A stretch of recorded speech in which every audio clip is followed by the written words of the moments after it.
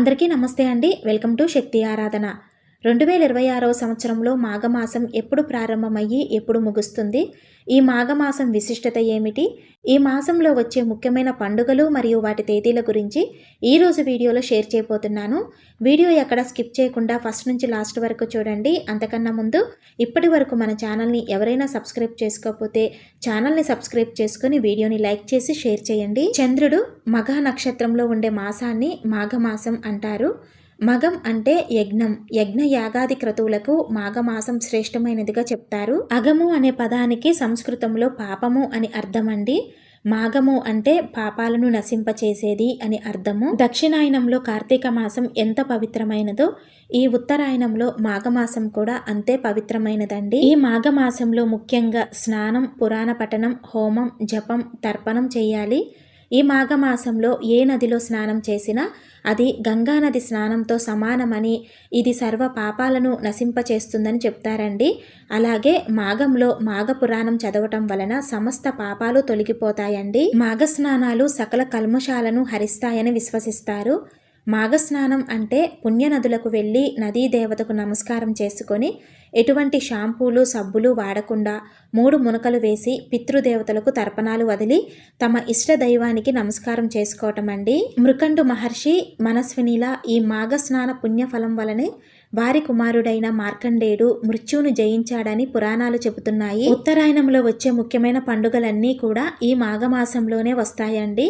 ఈ మాసంలో వసంత పంచమి, రథసప్తమితో పాటు భీష్మాష్టమి, భీష్మ ఏకాదశి, మాఘ పూర్ణిమ, అలాగే మహాశివరాత్రి వంటి పుణ్య పర్వదినాలు ఉన్నాయి. ఈ మాఘమాసంలోనే లింగోద్భవం జరిగింది కావున ఈ మాసంలో శ్రీ మహావిష్ణువుని, సూర్య భగవానుడితో పాటు పరమశివునికి కూడా అత్యంత ప్రత్యేకమైనదిగా ఈ మాసం చెప్పబడింది. అయితే ఈ 2026వ సంవత్సరంలో మాఘమాసం ఎప్పుడు ప్రారంభమవుతుంది, ఎప్పుడు ముగుస్తుందో ఇప్పుడు తెలుసుకుందామండి. స్వస్తి శ్రీ చాంద్రమాన శ్రీ విశ్వవసు నామ సంవత్సరం దక్షిణాయనం హేమంత ఋతువు మాఘమాసం అనేది 2026వ సంవత్సరం జనవరి 19 మాఘశుద్ధ పాడ్యమి తిథి సోమవారంతో ఈ మార్గశిర మాసం అనేది ప్రారంభమవుతుందండి.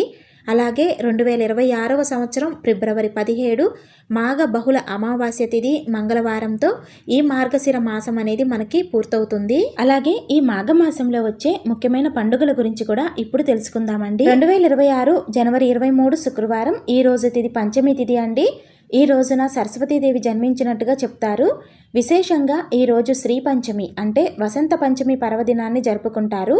ఈ రోజున సరస్వతీదేవిని పూజించి చిన్న పిల్లలకు అక్షరాభ్యాసం చేపిస్తే చాలా మంచిదండి. జనవరి 25 ఆదివారం సప్తమి తిథి. ఈ రోజు మాఘశుద్ధ సప్తమి సూర్య జయంతి కాబట్టి విశేషంగా సూర్య భగవాన్ని పూజిస్తూ రథసప్తమి పర్వదినాన్ని జరుపుకుంటారు. జనవరి 26 సోమవారం మాఘశుద్ధ అష్టమి తిథి అండి. దీనినే భీష్మాష్టమి అంటారు. ఈ రోజున మాఘస్నానం చేసి భీష్మునికి తర్పణాలు వదిలితే మంచిది. జనవరి 29 గురువారం మాఘశుద్ధ ఏకాదశి. దీనినే భీష్మ ఏకాదశి అంటారు. ఈ రోజు ప్రతి ఒక్కరూ కూడా విష్ణు సహస్ర పారాయణం చేస్తే చాలా మంచిదండి. అలాగే ఈ రోజును భీష్ముడు మోక్షం పొందిన రోజుగా చెప్తారు. 2026 ఫిబ్రవరి 1 ఆదివారం ఈ రోజు మాఘశుద్ధ పౌర్ణమి తిథి అండి. సంవత్సరంలో వచ్చే 12 పూర్ణిమలలోనూ మాఘ పూర్ణిమ అత్యంత విశేషమైనది. దీనినే మహామాఘి అని కూడా అంటారు. ఈ రోజు శివకేశవులిద్దరికీ కూడా ప్రీతికరమైన రోజండి. ఫిబ్రవరి 15 ఆదివారం ఈ రోజు మాఘ బహుళ త్రయోదశి తిథి అండి.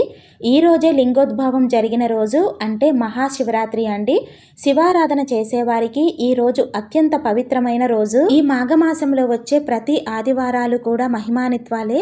ఈ విధంగా మాఘమాసం అంతా కూడా శివరాత్రి వరకు అన్ని పర్వదినాలే అండి. ఈ మాసంలో ఉదయాన్నే దీపారాధన, నువ్వులతో హోమం, నువ్వుల్లో చక్కెరను కలుపుకొని తింటే మంచి ఫలితం ఉంటుందండి. అంతేకాదు నువ్వులను ఇతరులకు దానం చేస్తే పుణ్యం దక్కుతుందని మన పురాణాలు చెప్తున్నాయి. తెలుసుకున్నారు కదండి మాఘమాసం ప్రారంభం, ముగింపు తేదీలు, మాఘమాసంలో వచ్చే ముఖ్యమైన పండుగల గురించి.